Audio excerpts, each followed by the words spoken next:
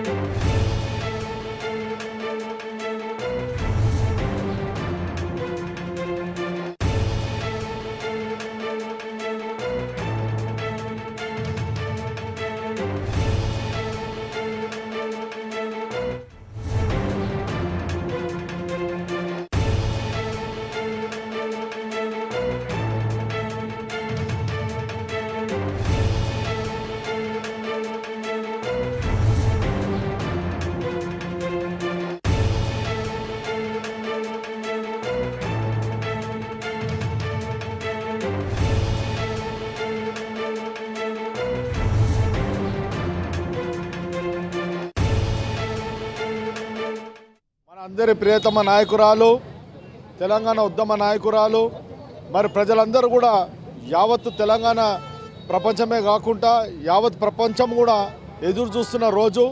మరి మనకందరికీ ఈరోజు మరి ఎంతోమంది అవాకులు చెవాకులు మాట్లాడి ఆ రోజులో మరి చేయని నేరాన్ని చేసినట్టు మోపి అనేకమైన అభియోగాలు మోపి అన్యాయంగా అక్రమంగా మళ్ళీ ఇన్ని రోజులు ఆమె పైన అనేక రకాలుగా మాటలు మాట్లాడేసి ఈరోజు పటాపంచలమైన సంగతి మీకు అందరూ తెలుసు.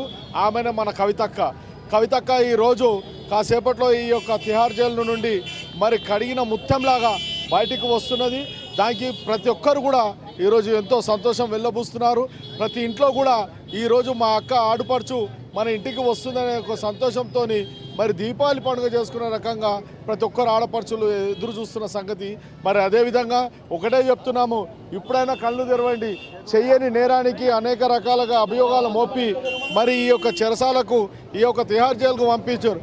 కానీ ఆడవాళ్ళ ఉసురు మంచిది కాదు, ఆడబిడ్డ ఉసురు మంచిది కాదు. తప్పకుండా వాళ్ళకి తాకుతుంది. తప్పకుండా మా కవితమ్మ తొందరగానే అన్ని విషయాల నుండి తొందరగానే బయటపడుతుంది. ఈరోజు ఏదైతే సుప్రీంకోర్టు ధర్మాసనము మరి ఏ విధంగా అయితే తీర్పు ఇచ్చేసి ఈరోజు బెయిల్ ఇచ్చేసి మరి కవితమ్మకు రిలీజ్ చేసిందో మిగతా ఆమె పైన మోపిన అన్ని అభియోగాలు కూడా అతి తొందరగానే వీగిపోతాయని మా గట్టి నమ్మకం. గత 5.5 నెలలుగా అంటే కేసు దాదాపు సంవత్సరం నుంచి ఏదో మాట్లాడుతున్నారు. 5.5 నెలల నుంచి ఇష్టానుసారంగా మాట్లాడాను.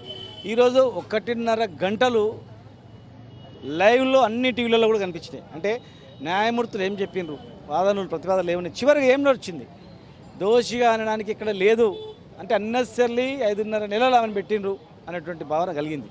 కనుక న్యాయ వ్యవస్థ మీద మాకు నమ్మకం ఉంది. ఇలా న్యాయ వ్యవస్థ ఇచ్చిన తీర్పు మీద కూడా మాట్లాడుతున్నారు కొందరు. వాళ్ళ విజ్ఞతకు మేము వదిలేస్తున్నాం. న్యాయమూర్తులు ఇచ్చిన తీర్పుని ప్రభుత్వం ఇప్పించింది అంటే ఇంకా న్యాయ వ్యవస్థ మీద ప్రజలకు నమ్మకం ఉంటుందా? మాట్లాడేటప్పుడు ఆలోచన చేయాలి కదా. న్యాయమూర్తులు కూడా ప్రభుత్వం చెప్పినట్లు వింటున్నామని వాళ్ళు ధైర్యంగా మాట్లాడినప్పుడు న్యాయమూర్తులు కూడా స్పందిస్తారు ఖచ్చితంగా కూడా. తప్పది. ఎవరిని న్యాయ వ్యవస్థ నమ్మకపోతే ఎవరిని నమ్మాలి? ఎవరు నమ్మాలా? బీజేపీ బీఆర్ఎస్ ఒకటని కాంగ్రెస్ చెప్తుంది, కాంగ్రెస్ బీఆర్ఎస్ ఒకటని బీజేపీ చెప్తుంది. మేము చెప్తున్నాం ఆ రెండు పార్టీలు ఒకటి.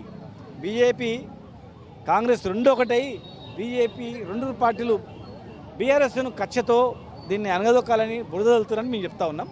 ఖచ్చితంగా ఈరోజు బెయిల్ తెచ్చినప్పుడు ఏ వాదనను విన్నాం కదా. రేపు కేసు విషయంలో ఖచ్చితంగా న్యాయ వ్యవస్థ మీద మాకు నమ్మకం ఉంది. 100% ఆమె ఒక కడిగిన ముత్యంలా బయటకు వస్తారని నమ్మకం మాకు ఉంది. ఈరోజు మా ప్రియతమ నాయకురాలు నిజామాబాద్ ఎమ్మెల్సీ కల్వకుంట్ల కవిత గారికి ఇవాళ బెయిల్ రావడం మా బీఆర్ఎస్ పార్టీ శ్రేణులు అందరికీ రాష్ట్ర వ్యాప్తంగా కూడా అందరూ ఇవాళ ఆనందాన్ని వ్యక్తం చేస్తూ ఉన్నారు. ఎందుకంటే గత 5.5 నెలలుగా ఇవాళ చాలా మానసికమైన శోభ అనుభవిస్తున్న నాయకురాలు ఇవాళ కవితక్క.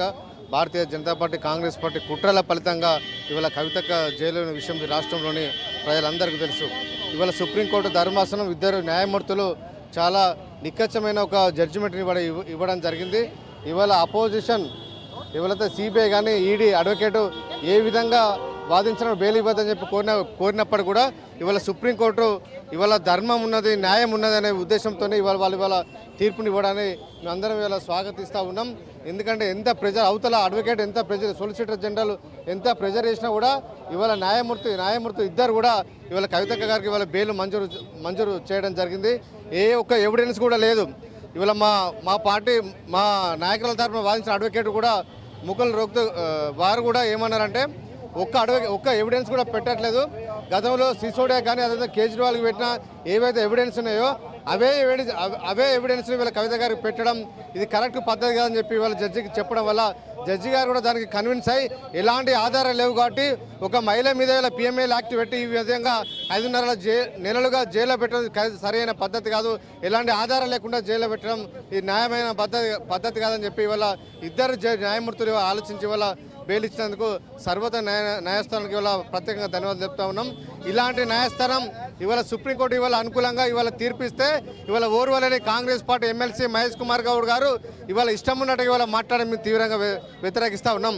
నిజామాబాద్ జిల్లాకు సంబంధించిన ఎమ్మెల్సీ మీరు నిజామాబాద్ బిడ్డ అని ఇవాళ కల్వకుంట్ల కవిత గారికి ఇవాళ బెయిల్ ఇస్తే ఇవాళ వ్యతిరేకించడానికి చాలా తీవ్రంగా మేము తప్పుపడతా ఉన్నాం. ఇవాళ కోర్టును ఎవరు కూడా సుప్రీంకోర్టును ఎవరు మేనేజ్ చేయలేరు. ఒకవేళ సుప్రీంకోర్టు కనుక మేనేజ్ చేస్తే ఇవాళ కాంగ్రెస్ పార్టీ ఇవాళ పొత్తుగా మొన్న పార్లమెంట్ ఎన్నికల్లో పోటీ చేయడం జరిగింది. మరి ఇవాళ మనీష్ సిసోడియాకి ఇవాళ బెయిల్ ఇచ్చారు అంటే రెండు పార్టీలు ఏకమైనట్ట, భారతీయ జనతా పార్టీను కాంగ్రెస్ పార్టీ ఏకమైనట్ట. కాబట్టి రాహుల్ గాంధీ మీద అదేవిధంగా సోనియా గాంధీ మీద కూడా చిదంబరం గారి మీద కూడా ఇవాళ కేసులైనాయి. బెయిల్ వచ్చినట్టే కాంగ్రెస్ పార్టీను బీజేపీ పార్టీ ఒకటేనట. ఇవాళ అవన్నీ ఏముండదు. సర్వోన్నత ఈ దేశంలోని అత్యున్నత న్యాయస్థానం సుప్రీంకోర్టు ఇండిపెండెంట్ జ్యుడిషియరీగా వ్యవహరిస్తున్నది కాబట్టి ఇవాళ ధర్మాన్ని కింది కోర్టుల లోపల పోలీసులు వాదించి కొంతమంది అడ్వకేట్లు వాదించి ఓడించిన కూడా అత్యున్నత న్యాయస్థానం మాత్రం ఇవాళ బాధితులకు ఇవాళ బెయిల్ ఇచ్చే పరిస్థితి ఇవాళ ఈ దేశంలో ఉన్నది. కాబట్టి న్యాయం బతికే ఉన్నదానికి ఇవాళ కవితకు వచ్చిన బెయిలే నిదర్శనం చెప్పి మేము భావిస్తూ ఉన్నాం. ఈరోజు సుప్రీంకోర్టు మా ఎమ్మెల్సీ కవిత గారికి బెయిల్ ఇవ్వడం చాలా సంతోషకరం. ఇప్పటికైనా ఆలస్యమైన న్యాయం గెలిచింది, ధర్మం గెలిచింది. మరి వాళ్ళ పాపం అకారణంగా కవిత గారిని 5.5 నెలలు ఈ సిబిఐలు ఈడీలు కలిపి జైల్లో పెట్టినాయి. మరి ఇన్వెస్టిగేషను కావలసుకుని డిలే చేసి 5.5 నెలలుగా ఛార్జ్షీట్ వేయడం లేట్ చేస్తూ, కౌంటర్లు వేయడం లేట్ చేస్తూ, కావలసుకునే 494 మంది సాక్షులను పెట్టి లేట్ కావాలని 494 మంది సాక్షులను విచారించాలంటే సంవత్సరాలు పడుతుంది. ఇట్లా ఎన్నో కుట్రలు చేసి ఆమెకు బెయిల్ రాకుండా చేసినారు. కానీ మరి సుప్రీంకోర్టు ఇవాళ అత్యున్నత న్యాయస్థానం ఈ భారతదేశంలో జడ్జి గారు చాలా కటగారికల్గా బెయిల్ ఎందుకు ఇవ్వద్దంటున్నారు అని చెప్పి మరి ఆ సుప్రీంకోర్టు సిబిఐ ఈడీ యొక్క వాళ్ళ యొక్క సాలిసిటర్ జనరల్ అడ్వకేట్ గారిని అడగడం జరిగింది. ఆయన సిబిఐ అడ్వకేటు 1.5 గంట వాదించినాడు కవిత గారికి బెయిల్ రావద్దని. ఏవేవో అప్రూవర్లు ఇచ్చిన స్టేట్మెంట్లు చెప్పినాడు.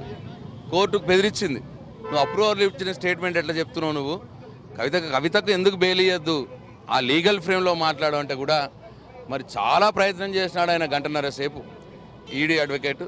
మరి మనందరూ తెలిసి భారతదేశంలో ఈడీ సిబిఐలు ఎవరి కనుసన్నల్లో నడుస్తున్నాయో, వాళ్ళు ఎట్లా స్వైర విహారం చేస్తున్నారో ఈ భారతదేశంలో మనందరికి తెలుసు. కాబట్టి ఆయన 1.5 గంట కవితకు బెయిల్ రాకుండా చేయాలని ప్రయత్నం చేసిన ఈడీ అడ్వకేటు మరి వాళ్ళ న్యాయస్థానం కవిత గారికి బెయిల్ ఇచ్చింది.